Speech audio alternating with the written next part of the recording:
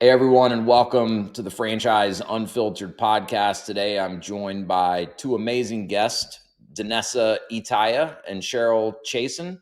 Danessa is the brand president for BioOne, and Cheryl is one of their franchisees out in the Denver market. To this day, this is one of the most interesting franchises that I've had the chance to work with. I work with a lot of incredible franchises that are off of most people's radar when they think about franchising. But BioOne, in my mind, is still one of the most unique and one of the most fascinating ones out there. So excited to have you both here with us today on the podcast. I appreciate you making the time for it. Thanks for having us. So I wanted to mention, Danessa, you've been on the podcast before.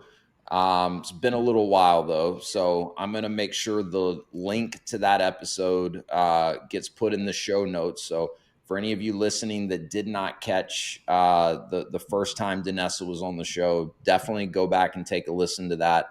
I'll just do a quick teaser. There's a story in there that involves, I think it was it sheep's blood, and a cleaning crew that got freaked out.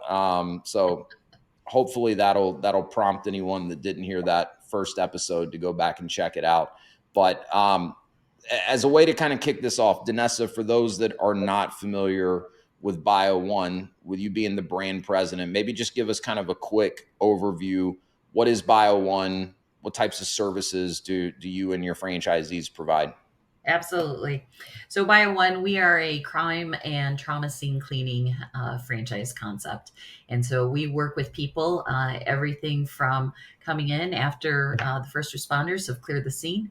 And we come in and we work with the family to get them back into their home as quickly as possible. So, everything from crime and trauma scenes to hoarding cleans to, I tell people, we're the company that comes in and cleans up what nobody else will. And Yeah, that's really, what we specialize in. Our tagline is help first, business second. We mm, recognize this is, like you said, it's a unique business to be in. Most importantly, what we do is we work with people on sometimes the worst day of their life. And so it is really important that we are able to have systems and processes, but then also have the people there who can provide that empathy and support to help them in that moment of need.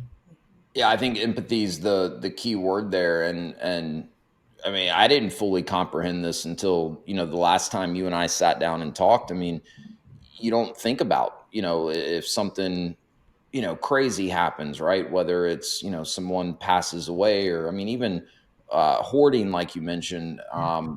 Yeah, someone has to come and take care of the mess that's there. And so I think a lot of people just don't even really think about, okay, well, what happens after, in order to clean up, and in order for the family that's involved or the family that's impacted to be able to go back into their homes, or kind of get back to some semblance of their normal life. So it's a very needed service, but one that I think most people don't really put any thought into unless Not at they all.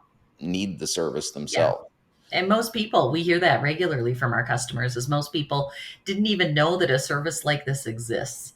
And Right. so, when Cheryl is talking to her community, it is so important they understand, hey, we've got a business here who can help you out. And we see an increase in things like drug remediation. That's a huge growing need not only with law enforcement, but other Yeah. companies, property management groups, where it's dangerous, and you got to know how to clean it up Sure. correctly, and you got to comply with your state guidelines, and so it Yeah, is. there's so much that goes into it, and yeah, so many different needs, and other, whether, like you mentioned, property management companies, law enforcement. I mean, there's a lot of different places that you're able to essentially get your business from, because it is such a kind of wide array of needs. I can relate a little bit to the hoarder side of it, my wife and I are franchisees with a brand called Shelf Genie. Oh, So we yes. do custom pull out shelving, custom closets. So it's all, centered around organization and storage. And so, we've had some instances where usually it's like the family member of someone that's a hoarder or, borderline hoarder. They're calling us in to try to help, get their space cleaned up and organized a little bit better. And I mean, there's been some instances where, one of our, we call our salespeople designers, one of our designers went in and called my wife, who kind of runs that business for us, and was like, I'm not comfortable going into that house. It's so bad. So good to know there are companies out there that are trained and equipped to, handle some of these types of situations. Yeah. Yeah. And now you know who to call. Yeah, that's it. Exactly. Cheryl, you as I mentioned, you and your husband are BioOne franchisees in the Denver area. We are. But you were telling me you guys have owned other franchises as well. So maybe just as kind of an introduction, give us a little bit of your background, whatever you're comfortable sharing around other franchises that you guys have owned. And, I'm really curious, what was it that drew you to BioOne? Especially having some of the experience that you had in franchising already. Sure. And that's the number one question that people ask me when they see me. How did you get into this business? Yeah, And I bet it is. I it is. bet it It is. is. And there's, so many people that ask that no matter what they do. So our journey began when Greg and I, my husband and I, were laid off on the same day on a Friday morning. No way. He had a big corporate job. I was in a actually marketing position for a healthcare college Different and companies, different companies. but By got laid off on the same day. by 9 a.m. we were That's both. wild. Of So course, it was we, a Friday. yeah. That's So we typical. thought, what in the heck are we going to do? We were both in shock. We met at Yeah. a Wahoo Tacos and looked at each other, and we were in shock. And he's a few years older than I am, and so we sat and looked at each other, and we came to the realization that nobody was going to pay him, especially as a vice president of an international Hmm. company. No one was going to pay him what he was worth. Yep. And so we decided to start looking for businesses to launch quickly, Yeah. which was in the franchising arena. And the more we looked, a franchise consultant like you, Wes, connected with us, got to know both of us. We Hmm. both became what we were called brokers. We connected with the broker association or consultants, Yep. either one. And I became quite an active broker while Greg actually launched into a franchise, a printing business at that time. And that when you become a consultant, you start shopping businesses just like realtors start shopping houses and buying houses. Yep. And I actually discovered BioOne because I was independent from any certain association. I was Right. with the broker association, but I was Yep. independent of any, I could go search any brand. And Yep. I discovered BioOne, and the Denver market was taken. So Uh, but the founder and I became connected, and he moved his office into where my office was, and just stayed in touch. wow. So we became acquainted, and then he approached me and he said, "I want you to be a restoration franchisee. I'm breaking this business open." He had BioOne for several years, and I looked at him. I said, "You're crazy. I don't know anything about cleaning up water, fire, and mold." He said, Right. "That's not why I want you here. I want you here because you can sell Yeah.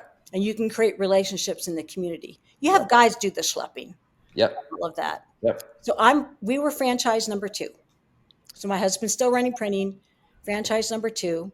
So that Long, was your second franchise at that point. Your yes, husband was kind of running the printing yes, franchise, and then you hmm, you stepped in and kind of helped yes, launch that restoration franchise. which Okay. is a lot. Yeah, And it so, is. and it's interesting to be on the ground floor of a franchise because Yeah. because people are afraid of groundbreaking franchises or Hmm. young franchises, and Yep. there is risk. But Sure. I knew him well, and he and I grew up together in it. And the first franchisee bailed, so someone else, our son, bought that location. And so we all grew up together Yeah. in the franchise. And you get to help the benefits. You get to help make decisions. Yes. You get to influence things that are set in place. Hmm. You get to say, hey, I think this is a better way to do this because I tried it on a job site.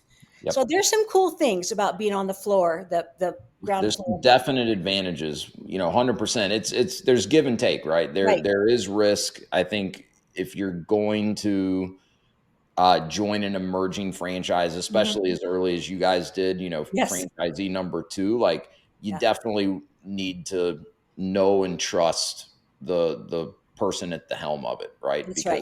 Because you're going to go through, you're going to be on a roller coaster ride with that That's right. person in all likelihood. Right. But yeah, there are so many advantages to it, especially if you're fairly entrepreneurial and enjoy some of the trial and error, just being able to think outside of the box a little bit. It's not going to be the best option for everyone, that's exploring franchises, but there's some real benefit to it for sure. Yes.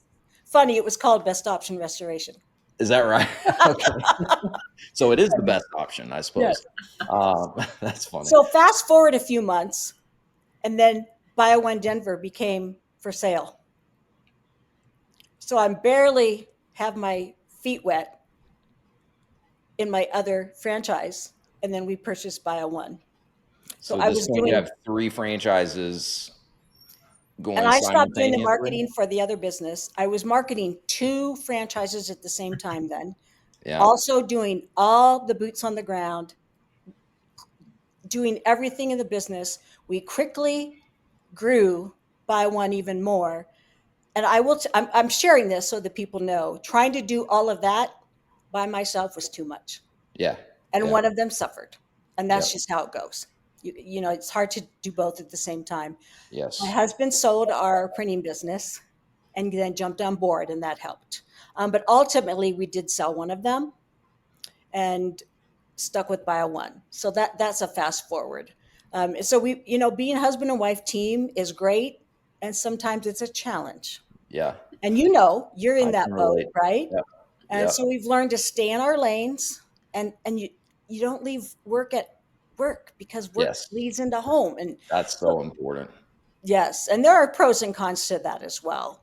But I definitely believe in certain things like making sure you have enough capital and being true to one business is better than trying to do two at the same time and things like that, especially two service based franchises. Yeah. Well, I mentioned we're Shelf Genie franchisees. Right. We just hit 7 years in May. Oh, wow. Congrats. And that's been great for us, and largely because of my wife, right? And speaking of staying in our lanes, I've kind of learned that in that business, my lane is I pick up heavy things and move them if she asks me to, and then that's about it. I kind of stay out of her way because Yeah.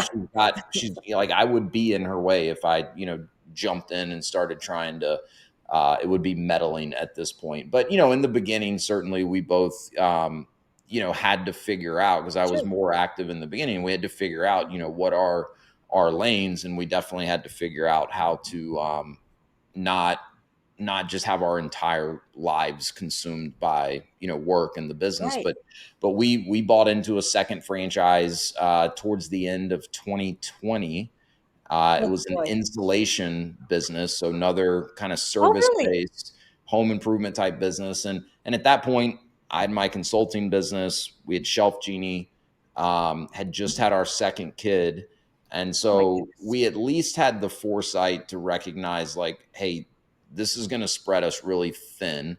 We Mhm. had an investor that was kind of a behind the scenes partner, but anyways, we had a full time like general manager or operations manager, knowing like neither of us really had the bandwidth to be involved, full time day to day. And that went okay for three years or so. We ended up selling it about 3.5 years in.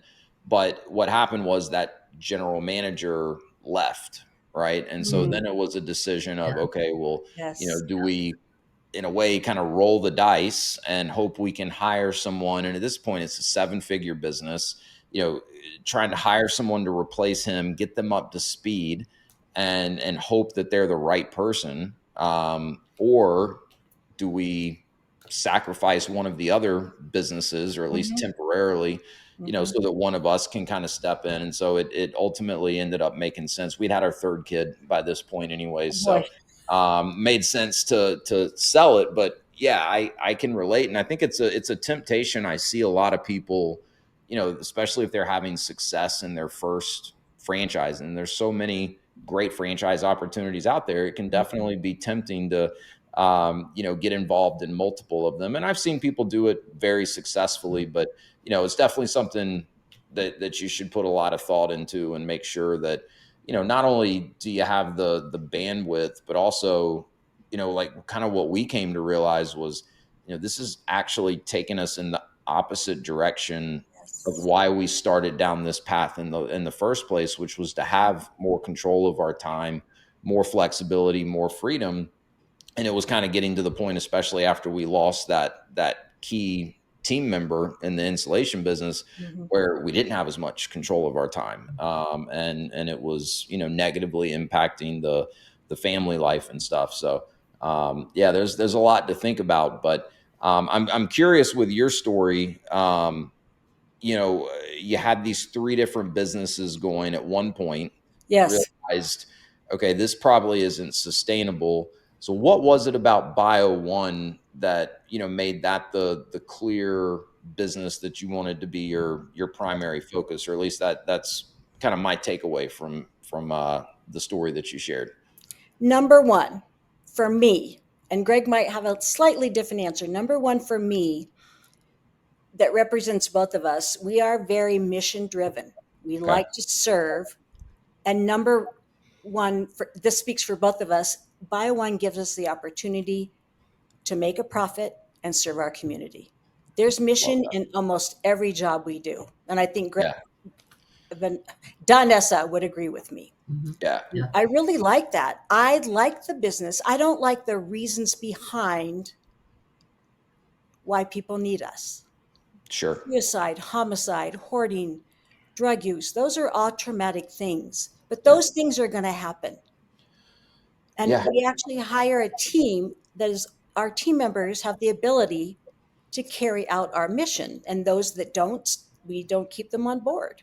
Yeah. So it's really my favorite of all the businesses we've owned.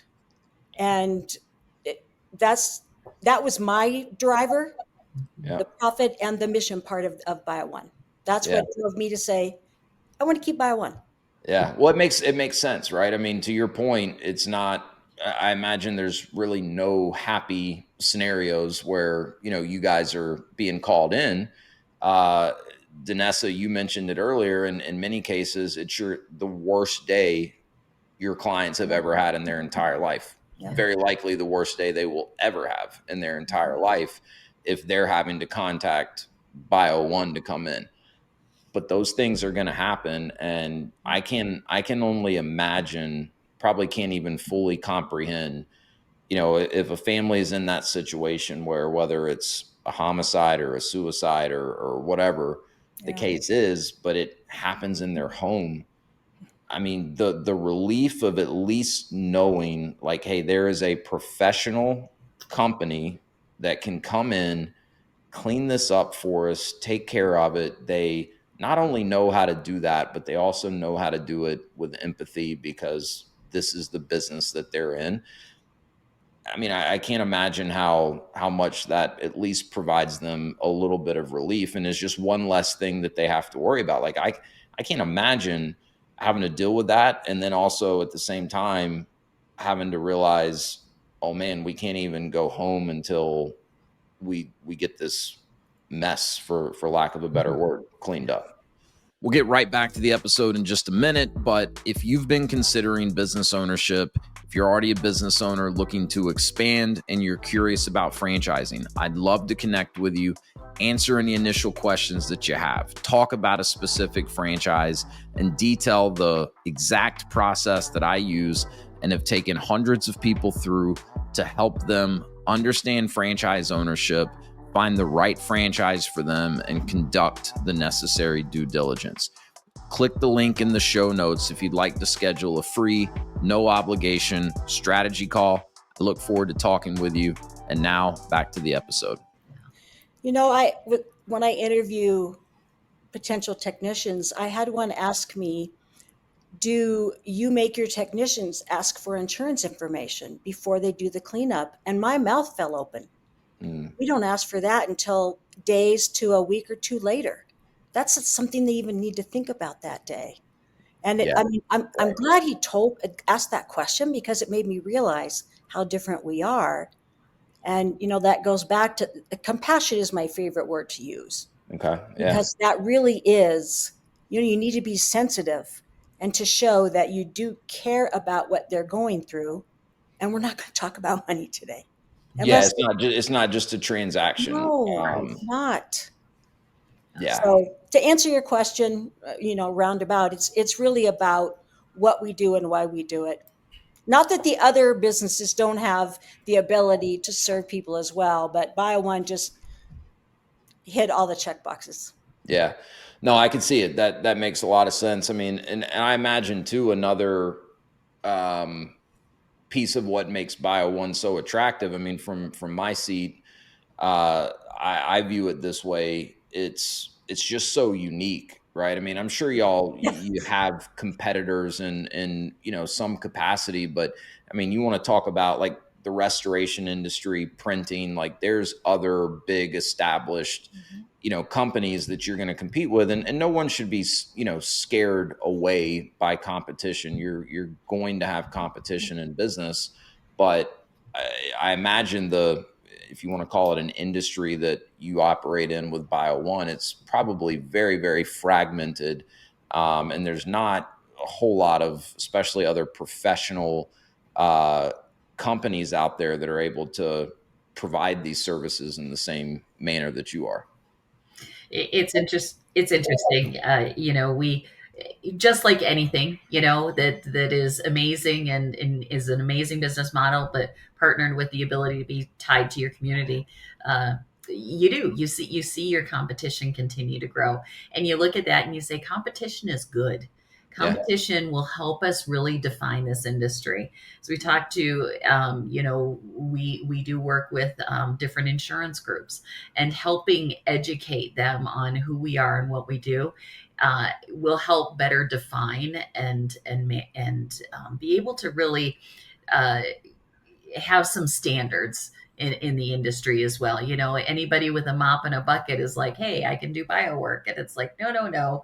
There's a lot more to it. And so having those, different certifications required and standardization, in different states, in Denver or in Colorado, there are very specific laws as it relates to drug remediation. And so the more that people can understand that this is actually a very specialized type of clean. It's not just a mop and a bucket. Sure. I think that education, so competition creates that. It creates a Yeah. need for additional systems and processes. And so, when you work with a franchise, those are things that we can bring to the table as well. And I forgot to mention that this technician that I was interviewing that said, do you make your technicians ask about insurance? He actually worked for a big competitor of ours. That's probably why he knew to ask the question, right? He's Absolutely. probably Yes. been taught to Yes. do that, in Mhm. a previous role, and Mhm. that I want to talk about your recruiting and your staffing in a minute, because I know that's something that a lot of people get hung up on. As they're evaluating different business Right. opportunities, is Right. how am I going to find and keep good people. Before we do that, though, I want to highlight something that you mentioned earlier. I was very glad that you pointed out when you were talking about getting into the restoration business, and your first question to the founder was, why me? Like, what do I know about restoration? And he Right. said, you know how to sell, you know how to market, you know how to make good Right. connections in the community. So I really just wanted to highlight that, because that's so commonly a misconception that I run into as I'm working with people, where they look at a business and they can see the need for it. They can see why it would be a service that is in demand or a product that's in demand. But their first conclusion is, I don't know anything about that industry. So how could I go and own a business in that industry? And I Right. think a lot of times people just kind of immediately imagine themselves as the owner, but also the one on the front lines Right. providing the actual service. And, it doesn't always need to look like that. And in my experience, most franchisors, just like the founder of this restoration company, they're looking more at the general skill set that their franchisees have. Mhm. Can you sell? Can you, go out into the community and develop good relationships and maintain those relationships? Can you, assemble a team and, lead and inspire and motivate that team? Do you have some, financial acumen? Those are more so what I think most franchisors are looking for, not necessarily, hey, have you ever, vacuumed water out of a house or cleaned up a crime scene? You're right. And I remember when again, in your shoes, hairstylists often would come and want to look at hair salon Yeah. franchises. Yeah. And the franchise representatives really didn't want those candidates Hmm. because they did not know anything about business. Yep. And then people that liked that were foodies, or Hmm. they had been a chef, wanted to open a restaurant. And and no offense to the situation, but they didn't know anything about business. And Yeah. and they would prefer people that understood business over someone who knew was a great cook kind of thing. Yeah. Well, it's I think a lot of people, they just kind of assume, hey, if I'm going to start a business, let me go start a business that ties into something I'm passionate about. Yes. And, Yes. there's a difference in my mind between like passion and meaning, right? So to your point earlier, like part of why BioOne was so attractive to you is you're doing meaningful work. Mhm. Um, I think that should be something that everyone is looking at, as they're considering different business opportunities. But if your passion is cooking, doesn't mean you should own a restaurant. Right. If you have a successful business that's giving you not only the income but the lifestyle that you want, well, now you got all the time in the world to cook and travel around and try different restaurants and different cuisines and spend more of your time doing the things that you're passionate about. We probably all know people that kind of went after the passion play in their business, and fast forward a few years and now they're no longer passionate about that thing because it's work for them. So Yes. um, I just wanted to highlight that because I think it's something that maybe for some is a counterintuitive way to look at Mhm. it, but I think really don't assume that a business could not be a good fit for you just because you've not worked in that industry yourself. That's why you buy a franchise or invest in a Right. franchise, because they train you on that stuff. Yeah. Yeah. And what's harder to train on is personality, the general skill set you have. It's harder to train someone to be good at sales or marketing, or to go out and effectively network in the community. Right. But let's talk about recruiting now before that completely slips my mind. So because I know this is a big question, and look, I think hardest part with any business is the people part of it, finding Yep, the and labor. keeping good people. So Yes. what does that look like for BioOne? Are you mentioned technicians? Do you need to recruit people that already have some experience, at least in an adjacent space to this? Or I mean, I assume BioOne has some great training in place for technicians as well. But who's the type of person that you're looking for as a technician? This may vary by location depending on who you already have on your team. Sure. Yeah. But first of all, I'm looking for someone who has a clean background, because Yeah. we put our teams in people's homes. Yeah.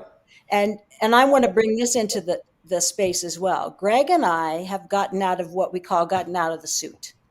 We have a manager who manages our team. We are working on it, not in it. We Love may it. go do spot checks and such. So we have to put people in place that we can trust. or we Yep. choose to put people in place that we can trust. So we're looking for someone with a clean background that we put on our spidey sense as much as we can as we're interviewing to see if they have a tendency toward compassion. And that's Hmm. hard to tell sometimes, but Yeah. as best as we can through conversation. We like it when there's some related background. If they know how to use power tools and can cut some drywall, that's a plus. Okay. Makes If not, sense. Yeah. we'll do some training. If they've worked at another franchise like ours and have some experience, that can be good. It can also be a detriment because we sometimes need to untrain them and Yep. train Break them some bad about, habits. yes, we break bad habits. Yep. And I have had two team members that I hired from a competitor that I needed to retrain a bit. Mhm. Yeah, I could see that. Yes, We've experienced similar in our businesses. yes. They do need to understand clearly that this is a 24/7 emergency business. We don't get called every night or every weekend, but Right. it does happen, including holiday. It's 365, 24/7. Yeah. And that's something they need to be able to do. And they need to be able to talk to people and be compassionate with a hoarder who doesn't want to let go of their stuff, with a mom who's just lost her 17-year-old or her 13-year-old. Yeah. With Yeah. it, and again, that's hard to filter out in an interview sometimes, not just one interview. We do more than one, but Yeah. But I'm sure it is, and in some cases you probably don't really know until they're actually in the situation and you get right. to kind of observe, or your manager is able to observe. Yes. Um, I imagine they can't have too weak of a stomach either, right? Where they're gonna not be able to handle, because I mean it to me it sounds like they're in pretty intense work environments a lot of the time. So Lots somebody of that can handle that. body fluid and Yeah. animal waste and yeah, lots and lots of stuff. And they need to have some patience with people. So there's so many things that we're looking for. And it's interesting. I tell a candidate as I'm interviewing them, I am here to almost talk you and tell them I am almost going to talk you out of this position. Yeah. If they can get through my interview and still want to move forward, then that's a good sign, because I am very real with them about what this job is. And a lot of them are attracted to the sexiness of crime scene cleanup, and it's not sexy. I It's was gonna say traumatic. it's not the first thing that comes to mind But when I think about sexy jobs. they're a lot of people are attracted to that, and oh, I'm just crime scene junkie. You're not what I'm looking for. I Yeah. found that. Hmm. Yeah, I guess. I mean, I mean, some of the most popular podcasts in the world are like, Hmm. what's the term for them? True But crime. The true true Yeah, crime. crime. Yeah. yeah. Yeah, Very much. yeah. So I've said a lot to answer that question, but Oh, it's a great answer. and I would say, Danessa, is there anything you would add to that if you've heard from other owners? So Cheryl, because Cheryl is um her part of what she's doing is trying to make sure they fully understand. She's not sugarcoating anything. No. But one of the things that we do hear from our technicians is they do like the flexibility. So they are not a Monday through Friday 8:30 to 5. There are times where, they're maybe they got a call at night and so they work through that, but then it gives them a little bit of flexibility. Mhm. And so you've got some technicians, they'll work maybe, 30 on average for you. What would you say your technicians are? They 30? 30 to 45 to Yeah, 60 during hoarding season. yeah, yeah. And so it gives them some flexibility. Yeah, But the other thing yeah, is Cheryl's got a good pool of people to pull from too, because her standards are so high.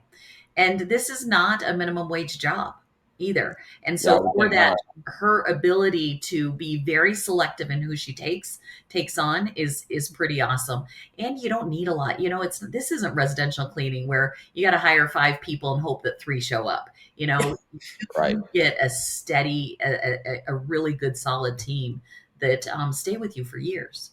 Yeah, that I could see for sure. You know, with I mean, everything that you described, Cheryl. Like when you find the right person, I imagine you're able to pay them well. And if they really are the right person and has, most if not all of the characteristics that you listed out, they're the type of employee that's much more likely to be loyal and to stay with you, and be the type that you can trust and not have to wonder, are they going to show up for work today? And so I think I know for a fact this is something that people, if left to their own devices, don't always put enough thought into as they're evaluating different business opportunities. Is okay, if we own this business, what type of people are we going to have to rely on to be successful in the business? And look, the owner of any business has the ability to uh, make the hiring decisions and set the tone and create a culture within their organization. But there are some businesses where at the end of the day, like, you need, for lack of a better way of putting it, you need unskilled labor, and that's just going to come with, in all likelihood, no matter how much energy you put into recruiting the right people and building a good culture, you're probably going to have more headaches when it comes to turnover and people not showing up for work and things like that. So it's something that people should really think about. And to me, it makes a lot of sense that BioOne would be the type of business where you end up with some not only skilled but loyal and reliable people on your team, and they stay with you for the long term. Well, and it's still blue collar, Yeah, but I'm looking for the higher level blue collar. sure. Yeah. Mhm. We'll get right back to the episode, but I wanted to quickly share a free resource with you. If you're curious about franchise ownership and want to learn more about how countless people, including myself, have leveraged franchising as a way to create more freedom for themselves and to take control of their livelihood, I've put together an ebook. It's called Franchise Wealth Creation, and it's the perfect starting point for anyone that's just curious to learn more about this whole franchise thing and how I've helped hundreds of other people navigate all the steps involved in understanding and researching franchising. So click the link in the show notes, fill out a short form. I'll send you the ebook. I think it's a great starting point if you're curious at all about learning more about franchising. All right, let's get back to the episode. And Yeah, so, I mean, like, we see that in our shelf genie business, and I think a big part of it is the flexibility as well, mhm. because our people are um, commission only, right? So like our salespeople can say, "Hey, I'm available Tuesday, Wednesdays, and Thursdays to run appointments," or they can kind of change it up every week. Same thing with our installers, and they make very good money for their time on the sell side of it if they're good and can close. So we get a lot of talented people that probably wouldn't be interested if it was just a Monday through Friday, 9 to 5, Sure. 40 an hour week type deal. And I mean, we've been in business 7 years. The very first installer that we hired is still with us. I think the newest person, well, we have a designer that's like 6 months in, but I mean, other than that, the most recent addition to the team, 3 years. So we have great. We've had people that didn't work out, but the people that do work out, they tend to stay with us a long time. When we owned the insulation business, we had a few key people that were, skilled and had some certifications, and we could pay them more. But that business, if I'm being honest, we needed bodies, right? And Oh so, yeah. in the trades, I mean, it's Yep. just one of the things that comes with the territory of owning that type of business, is you're going to have turnover. You're going to, have to go out and hire some people that are probably not going to be the most reliable. And we worked hard, to make sure that, we were doing the best that we could, but totally different. Like in our experience, two totally different businesses when it comes to the staffing part of it. And Oh so yeah. it's something people should think about, for sure. So Oh, I love what you mentioned a moment ago, Cheryl, where you said you and Greg have kind of, I think you said you've gotten out of the suits, but Yes. you're at this point where you're working on your business instead of in it. So maybe for the listeners, give us kind of a glimpse of, okay, what did your, I don't know, typical week look like, before you got out of the suit, and how is it different now that you are in a position where you're able to much more work on the business instead of in it? Yes, and that's where having the right team members, we call them. Yes. I, for some reason, I don't really cherish the word employees. That's what they are, but Yeah. I dress them as team members, Yep. and Yep. call them Yep. our team, that kind of thing. So in the beginning, it was myself and another employee that we inherited. He was part time from the previous owner, and I knew then that I wanted. We knew then that I wanted to build it more and get to the point where I could then get out and do the marketing, Hmm. because that's where my strength is. Numbers and I aren't great friends, but we get along. Dennis is I like laughing. numbers better when there's dollar signs in front of them. I'm with you on That's that. when the math Yes, gets a little easier for that's me. right. So then it started doing the jobs and doing the payroll and all of that, and it got to be too much because we just kept growing, and I was still doing little marketing and continued to grow. So that's when Greg sold, came on board, and he's the back office guy. I'm the out in the field kind of gal Hmm. doing jobs. So we continued to hire, and we went. Yeah, sometimes you have to. Is it kiss a few frogs? Yeah, kiss a few frogs, and we did that, and developed a team that we realized, okay, now out of this crew, who can I trust to put in place to be in charge so Hmm. that I can go out and spend more time shaking hands? Yeah. Yeah. And he did, and he was great at that. Although we split him between the two home service businesses, Okay. and we continued to grow in both. So then we had to get two people, Yeah. one for one and one for the other. So we Yeah. did that. And we've had our manager, and now he's, we did. So when we split and sold the other business, our manager has been with us for a number of years, and we trust him, and he runs day to day. Yeah. That's invaluable to Oh have my someone gosh. that So that you Greg can does all the trust. back office stuff and operations. I have all the training and certifications. Okay. And so I'm breaking this down a little bit because No, it's there's, great. what do the lanes look like so people Yeah. can have an understanding. Yep. I do community relationships, get out there and do all the trainings. I call myself the safety queen. I I do all like the that. safety stuff. I'm also certified in meth because our state requires that, because I figured I need to know what I expect of my people. What does the certification for meth look like? In Colorado, it is the hardest test I've ever taken. So you take a Really? training for, there's two levels, supervisor or worker. So I have the highest training as a supervisor, took the test, and it's a lot of work in Colorado. You have to do all kinds of documentation and reporting. So now I have other supervisors under me and technicians that are under him. So now I'm at the high level for that Okay. as well. So I know the drugs and all of that.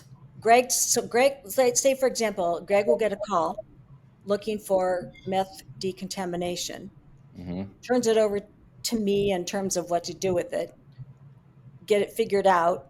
The team, then the team cleans it up. But he handles all the invoicing, payroll, insurance, dealing with corporate on things, certain things. So the operations side.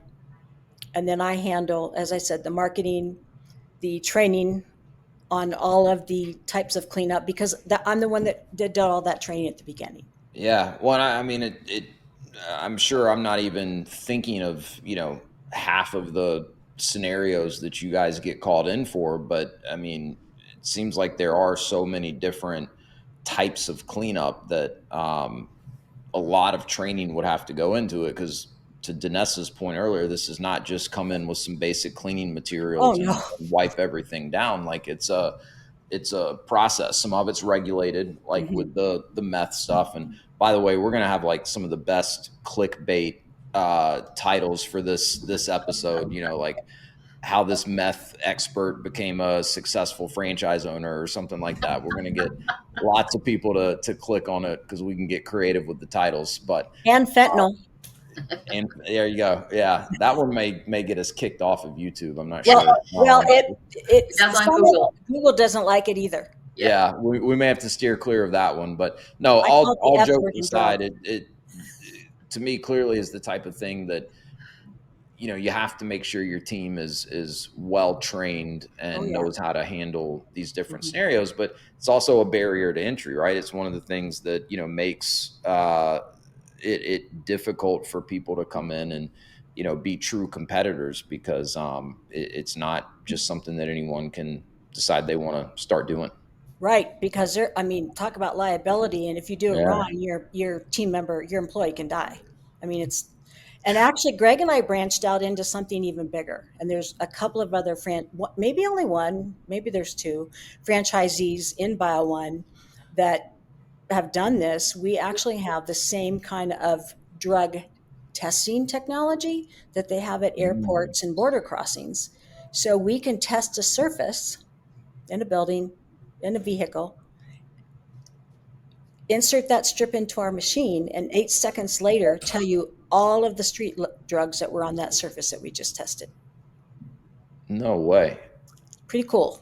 So who would like what's a scenario where someone would call you in and want you to run those types of tests?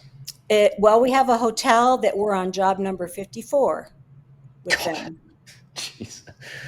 Actually, no, we're on 56 as of today. Yes, Oh, for testing. And in our state, if there's meth on it, I have to refer them to the official meth tester per state reg. But if it's not meth, then we can go and do the cleanup. But we have expanded on our offerings, and we're able, and that brings us more cleanup business I bet. because Yeah, it's smart. It makes sense. It makes sense, and that's kind of going back to being franchisee number two and thinking outside of the box, right? And bringing new ideas to the table. well, and I will be very open in that we got the idea from another franchisee who he's actually very smart about. He's not a chemist, but he's kind of quasi chemist, Yeah. and got acquainted with him, and he's been our mentor in that. And it was scary at first because it's an expensive machine. It took 6 months to get out of Europe, Oh wow. but we are now working on growing that business, that service line as well. We added another service line that will result in additional business as well. And actually body shops might call us to test, and property owners, that kind of thing. Hey, my first job out of college was Enterprise Rent a Car. I went through their management Bingo. training program. I could see We car rental absolutely. companies calling you in. We saw some wild stuff renting cars. I mean, we used to call them murder cars. You'd have murder cars show up where, I don't know if we ever found out for sure if anyone was actually murdered, but bullet holes, broken windows, Mhm. bloody rags, in the back seat. Definitely drugs. We would find drugs The and paraphernalia. all types. Yeah. Yep. So I could see, yeah, like a company like Enterprise, needing those types of services. So maybe start calling on your local Enterprise branches and might be a good channel for you. But yeah, that's really interesting. But it's another benefit of being a part of a franchise, right? Is that you know you got all these people out there across the country working at building the same business, and innovation happens, right? People Right. have an idea, they try something new, they report back. Now two or three people are trying it, and you fine tune it, you refine it, and next thing you know, it's a staple in the business. Well, speaking of that, Danessa, would you like to share what our franchisor is doing to help us with drug cleanup Yeah. nationwide? Well, it was interesting when you mentioned enterprise. So Yes. that's a huge focus for us is Okay. vehicle remediation. And so Yeah. with a lot of the rental car agencies, we work with also insurance carriers, vehicle insurance. and just recognizing that in some instances the cars have to be remediated before they're destroyed. And Yeah. so for that, if and I don't know what your experience was with Enterprise, but with some of them, we come in and we if it tests positive for drugs, depending on the type of drug, we got to remediate it, and then Yeah. they will destroy it. They won't take on the risk of there being anything else, Yeah. but they can't destroy it with it still having any kind of drug residue there. So Yeah. it's an interesting industry. You see these trends where rental cars are being used for drug trafficking, and Oh yeah. When I they've got was, to be cleaned up.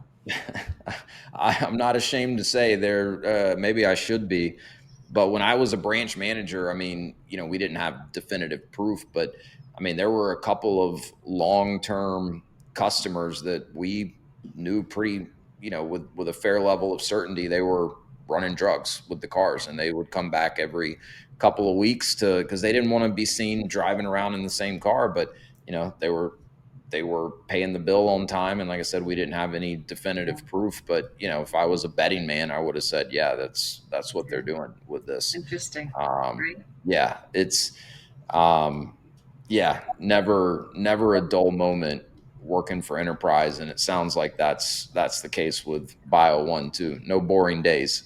Nope. And actually, Denver Police Department told me that the reason we were number one in the state, well, first, we won't get political on it, but the we were number one in the nation, I mean, for car theft, where we've improved on that a bit. But the reason for the theft, two reasons. One was drug running, the second was weapon running. And they trade cars Mm, frequently so they can't be found. right. Yeah. It might be 1 or 2 hours. Yeah. Yeah. It's wild. So there's opportunity there for us. It's too bad it's happening, but there's Well, opportunity. it's one of those things. It's going to happen whether Right, you're there or not. So, at least you can provide a valuable service as long as those types of things are going on. right. Well, look, I want to be respectful of both of your time. I really appreciate this. This has been fascinating. I could sit here and probably take us down all types of rabbit Oh, holes with sure. this. Uh, so many different angles to this business. But before we wrap it up, though, Danessa, um, I would love you to just kind of share a little bit with us. I mean, please use Cheryl as an example because it's, clear to me that she and her husband are very successful, owners with BioOne. And obviously any other examples from BioOne franchisees. But, what sets someone like Cheryl apart as a top performing BioOne owner, as compared to some of your franchisees that are maybe average or even a little below average? What are the types of things that Yeah. they've been able to do to kind of set them apart? Yeah, yeah. I would say there are a couple of things. One is Greg and Cheryl are amazing problem solvers. They are, again, just like any clean we walk into, just like any specific situation, there are things that are going to be unique. And so, from their standpoint, and I look at this in all of our successful franchisees, they're problem solvers. They figure out what needs to happen, and then they move forward. The second piece of it is they stay engaged with their franchisor, and we continue to roll out new programs. We continue to share best practices, and we appreciate having Greg and Cheryl on our training program. We call them BioForce, and so we do these Like, training sessions, and a lot of it is sharing best practices from franchisees. They stay engaged, and so for that, we get to learn from them as we continue to build the system, and then they learn from other franchisees, yeah. like they're sharing, with as it relates to drug remediation. So we appreciate that about them. Yeah, that's awesome. And it sounds to me too, just from some of what's come up in this conversation, that, Cheryl, where you're very skilled and also where you'd probably prefer to spend a lot of your time is just getting out there in the community and, shaking hands and networking. And, in so many, especially of these service-based businesses, there's, in many of them, maybe not even as much in the BioOne business, but in many of them, there's always going to be a paid marketing and advertising component, right? Where, Absolutely. you spend money, it's going to drive leads. Yes. But when you really start to look at top performing franchisees in these different types of businesses, they never just, I call it feed the marketing machine. They never just feed the marketing machine. They'll invest in marketing and advertising, but they're also investing time in going Yes. out and developing, meaningful relationships and partnerships in the community. And, that's where you see a lot of these businesses not only continue to really, grow and scale at a decent clip every year, but they also tend to become more profitable if you're not solely relying on paid marketing and advertising to drive all of your leads. So it sounds It's to a me like blend. you've done a really good job with that there in the Denver market. Definitely a blend of all the above. Yeah. Yeah. Well, this has been fascinating. Thank you, ladies, both so much for doing this. Again, we'll post the first interview from a couple years ago with Danessa in the show notes, and I'll make sure we've got website links and all of that. Danessa, real quick, are there any like top markets across the U.S. that you don't yet have a BioOne franchisee that you would love to have a great franchise partner operating there in those markets? Oh my goodness, yes. So we've got, Texas. We've still got great availability in Texas. Well, there's no We- drugs or crime or any of that in Texas, so Exa- right? Exactly, No? exactly. And then in the Midwest, we've got some great opportunities available in the Midwest as well. So, Okay. yeah. All right. Well, anyone out there listening, if the BioOne franchise sounds interesting to you, definitely reach out. I'd love to talk to you more about it. And Danessa, Cheryl, thank you both so much for dropping in here with us on the Franchise Unfiltered podcast. Thanks for having us. Thanks, Wes. Sure appreciate the opportunity to chat with you today. My pleasure. Thank you.